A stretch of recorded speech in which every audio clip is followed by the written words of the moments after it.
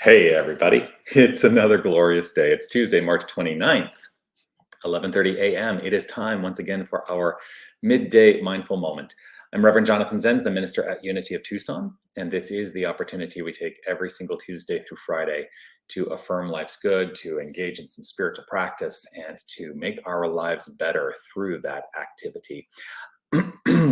Whether you're watching live or on the replay, I would love for you to post a comment. Let me know you're here.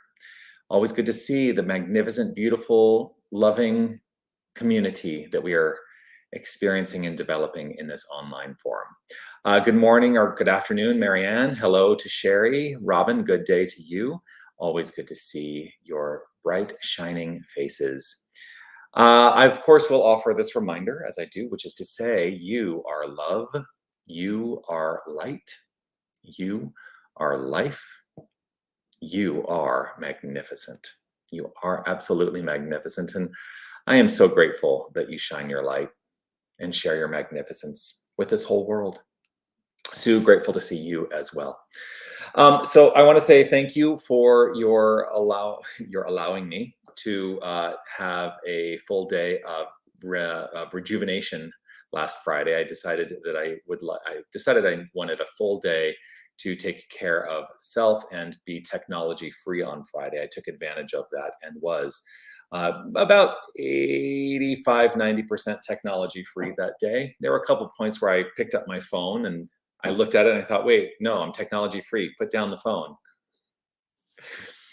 Yes.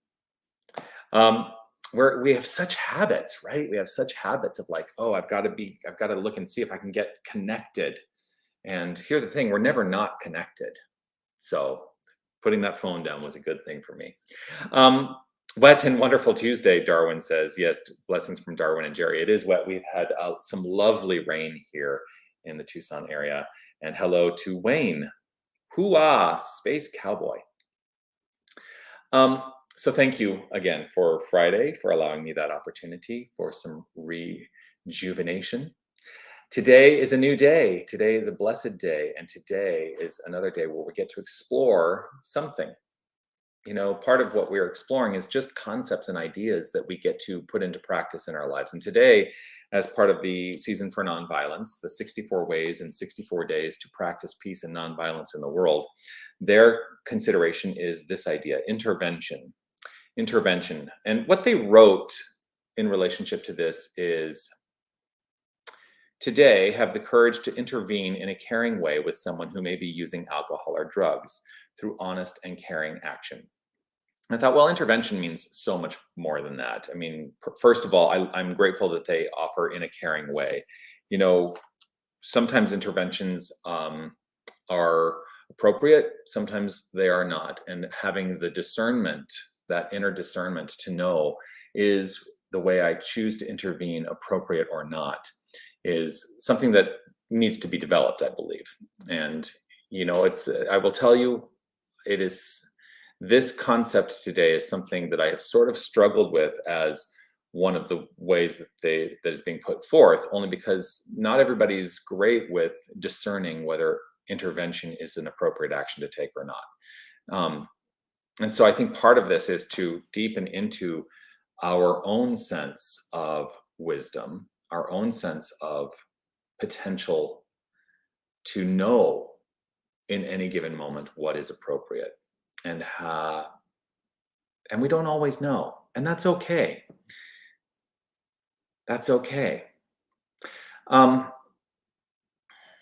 Yeah, I'm just gonna keep putting it. I'm just gonna put it out there like this. I kind of struggle with this a little bit today.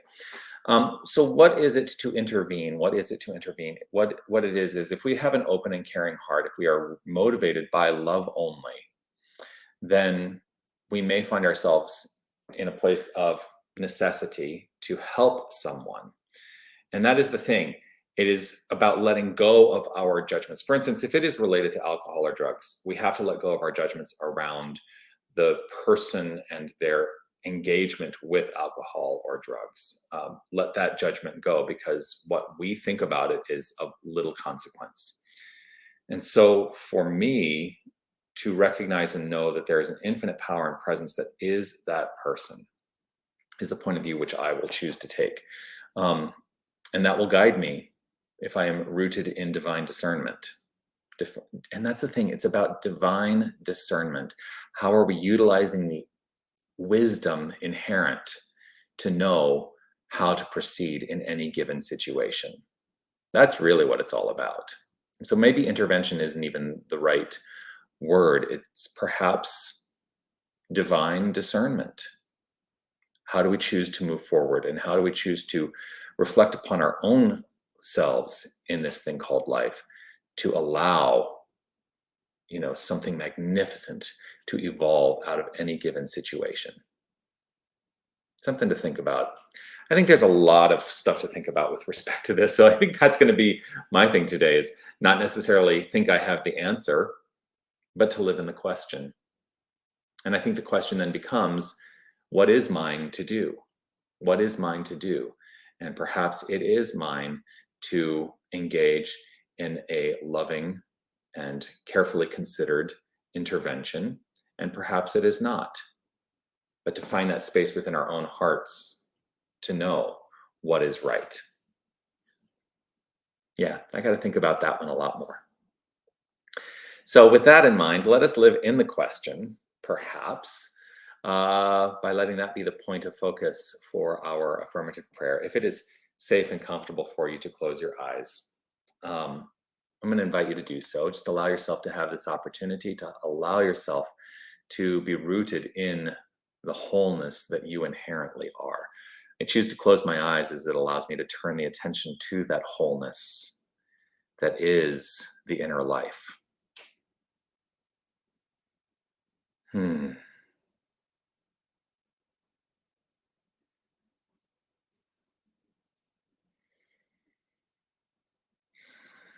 I let myself relax into this moment. I open myself to the infinite relaxation. I trust and know that there is an infinite power, one infinite power. There is one creative spirit. There's one energy.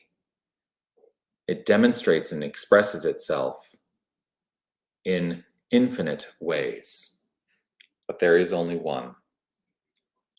And knowing there is only one, I am rooted in an assured knowledge that we are that very power. We are, every aspect of our beingness is the wholeness of this creative essence expressing itself as us. There can be no separation in the infinite. There can be no separation in the infinite. The infinite is wholeness. The infinite is integrity. The infinite is all there is. And this is who and what we are. And so, knowing this, I allow myself to live in the question, to allow a divine discernment to let itself be known in every activity of my life, to know what is the right course of action in any given circumstance. I live in divine discernment.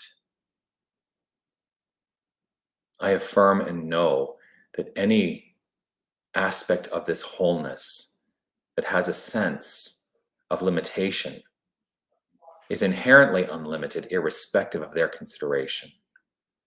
That there is no power in the thing out there that we perceive in the circumstantial world.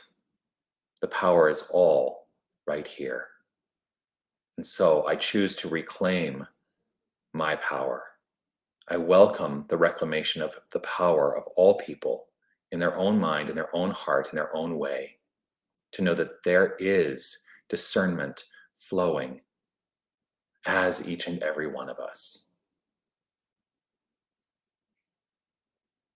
And so I allow this construct and this concept of intervention to be divinely guided.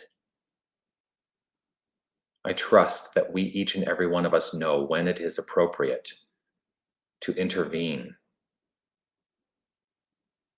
knowing that it is for the wholeness, the goodness, and the light and the life of all. And it is an inside job. It is for us to come to that space and that place within where we are resolved in the good, irrespective of whether it is expressed outwardly to other people, we are and can be and always have the capacity for resolution within our own minds. And it is in our own minds that this resolution takes hold and flows forth into expression and experience. And so I intervene with and for myself, first and foremost, to allow that divine discernment to flow forth. I do so with great joy and gratitude overflowing, gratitude that this infinite creative power is flowing forth expansively and expressively. That this great creative power is perfection unfolding as each and every one of us and as the constructs and experiences and circumstances of our lives. It is with great joy that I let it be so. I allow it to be so. And I relax, knowing that my word spoken is the law unto my expression and experience of life. I acknowledge this good and call it good and allow it to be by saying, and so it is. And so it is. Amen.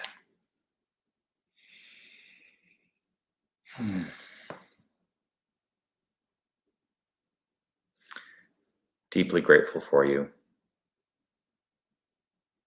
Becky, living in the question and letting something magnificent evolve, that gives a feeling of peace. Yes, it does. Yes, it does. Linda, good morning. April showers bring May flowers. Yes. Sherry, I'm with you on finding it a difficult topic. Yeah, it is, because the very concept of intervention tacitly creates a frame of mind, perhaps, that we have some authority over other expressions of this divine magnificence. And we really don't. We have our divine natural authority, that which is within. Yes. Always grateful for this opportunity to share time with you. Look forward to seeing you again tomorrow. Please join me again tomorrow at 11:30 a.m. right here on Facebook or on YouTube, wherever you're watching from.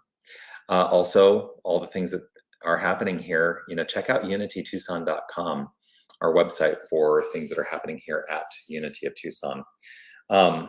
And we can, Monica, it's grateful to see you here. Thank you. I love the statement living in the question. Yeah, it's one of my favorite practices.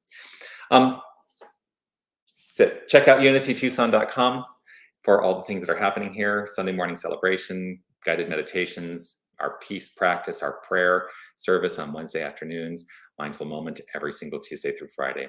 Keep commenting, keep liking, and share the prayer, share this video. Let people know. Let people know that there is that within them which is inherently divine and always has the right answer. Sometimes we just got to listen to the question. All right. Peace and blessings to you. Look forward to seeing you again. Be well.